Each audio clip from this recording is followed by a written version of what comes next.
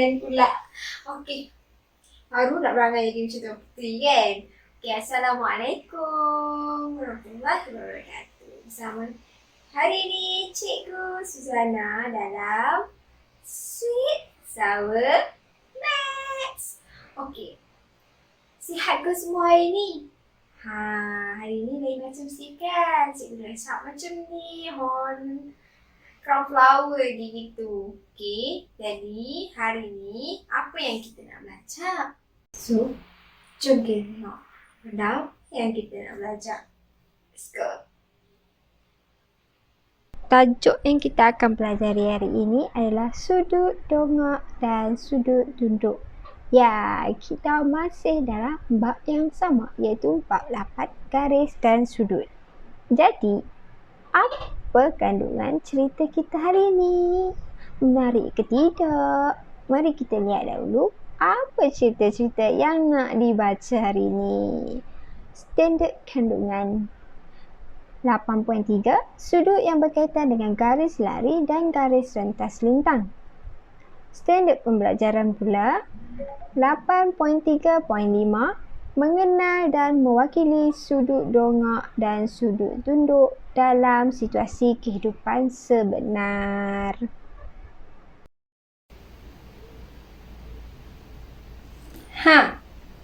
Dengar macam membosankan kan? Tapi orang cakap, don't judge a book by its cover. Sebab apa? Sebab kita tak teroka lagi. Tak kenal lagi apa benda yang di dalam tu. Orang cakap, tak kenal maka tak cinta. Macam Beauty and the Beast. Beast tu, garang pula tu. Tapi si Beauty ni, dia cuba juga untuk kenal dengan si Beast ni.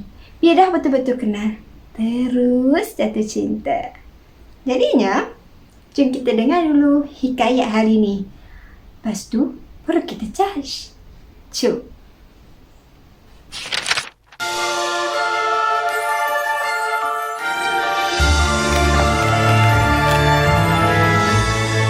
This is the story of Rapunzel.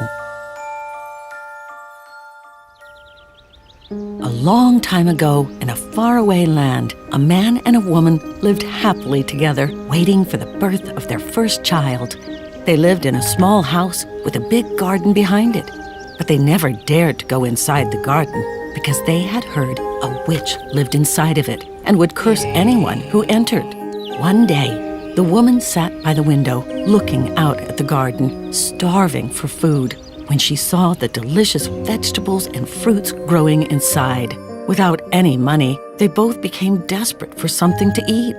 The man had no choice but to sneak into the garden and take some food for his wife. So he climbed over the wall and began filling his basket with all the vegetables. As he was placing the last of the tomatoes in his basket, he heard an angry voice call out, "Who said you could take my vegetables?" Shocked and scared, he begged the witch. Please don't hurt me. I'm taking these vegetables for my wife and future child. The witch rubbed her chin and thought, Child, eh? I will spare you and even let you eat all the tasty treats in my garden, but in return, you must give me your child.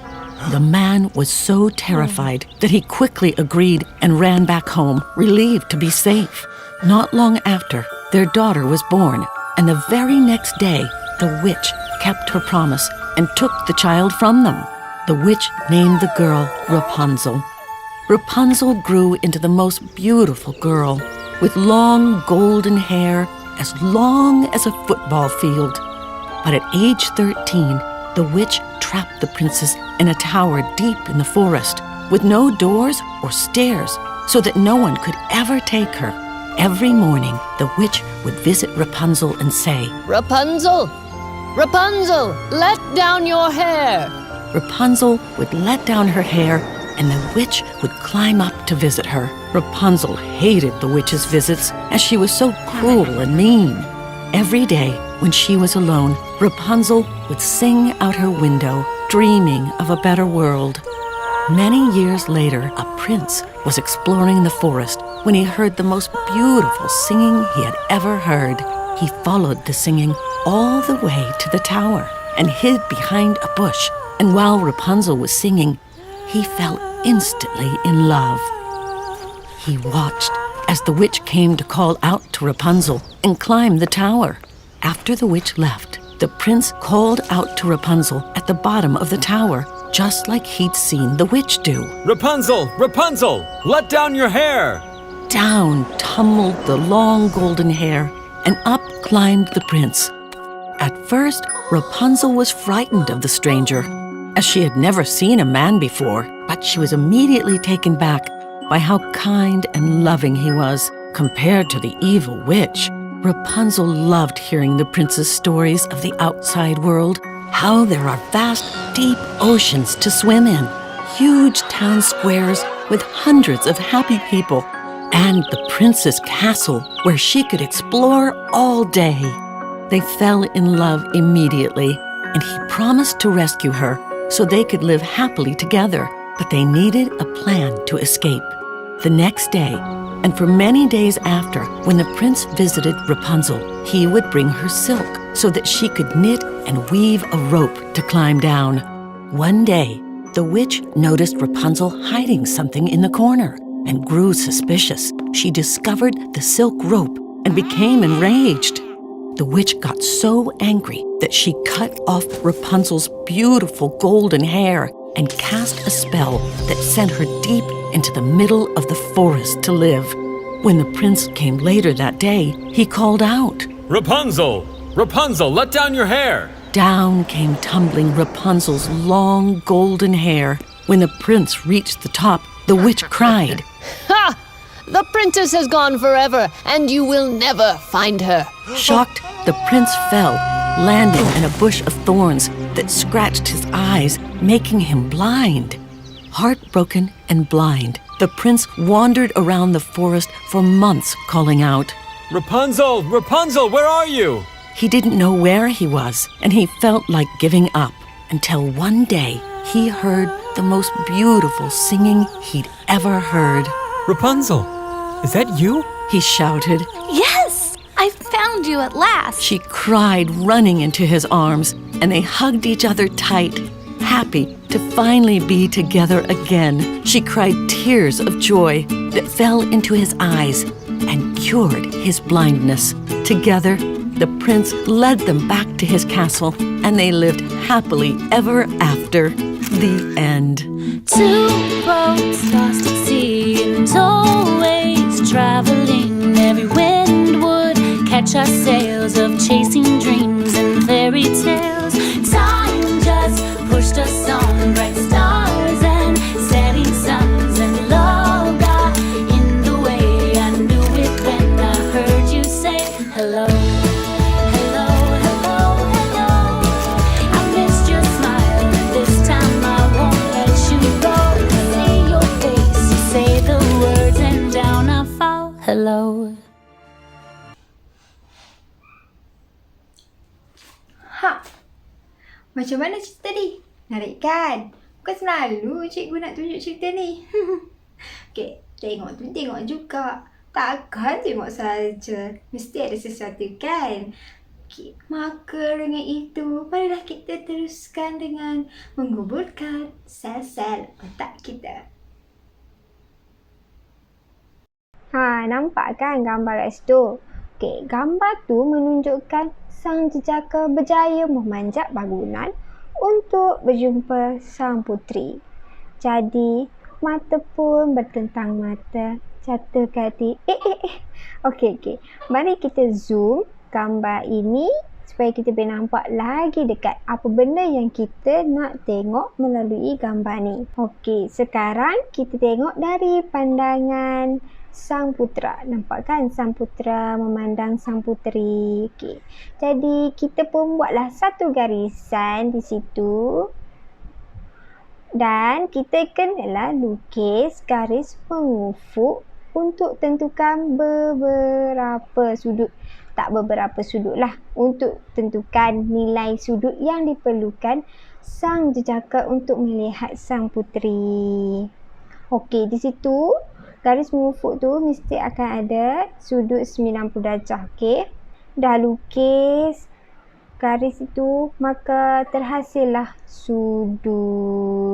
Okey, nampak tak sudut kat situ? Okey, jadi lukisan ni kita bawa ke tepi.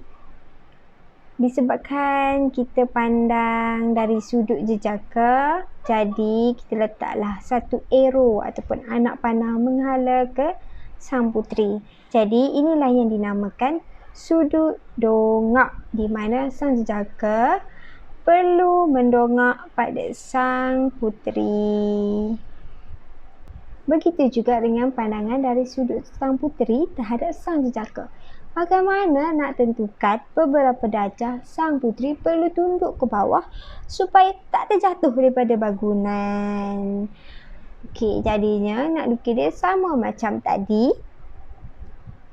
Buat satu garisan dan lukis garisan mengufuk untuk tentukan sudut. Tadi sudut kita kat bawah kan? Okey, kali ini sudut mestilah di sebelah atas. Mesti dekat dengan mata sang puteri atau apa-apa objek yang dari atas. Okey. Dah tu kita pun keluarkan lukisan ke sebelah. Tetapkan arrow menghala ke sang jejaka sebab sang puteri melihat sang jejaka. Jadi sudut ini dinamakan sudut tunduk. Sebab apa? Sebab sang puteri perlu tunduk ke bawah untuk melihat kesayangannya di bawah. Begitulah sudut tunduk. Habis sudah. Macam mana cerita hari ni? Menarik kan? Mestilah menarik. Mudah pula tu. Jadi, untuk keseluruhan video kali ini, apa yang kita kena tahu ialah sudut dongak. Yang mana apabila seseorang tu melihat objek pada aras yang tinggi. Macam kita tengok kapal terbang di udara. Macam itulah kita mendongak kan? Mendongak gitu. Okey, satu lagi yang kena tahu ialah sudut tunduk. Yang mana apabila seseorang melihat objek pada aras yang lebih rendah. Macam kita tengok ikan dalam kolam. Tak pun macam kita baca buku. Macam tu. Okey, itu je yang kena tahu. Senang sangat untuk topik kali ini. Sekian. Terima kasih. Itu saja untuk hari ini. Bye. See you when I see you.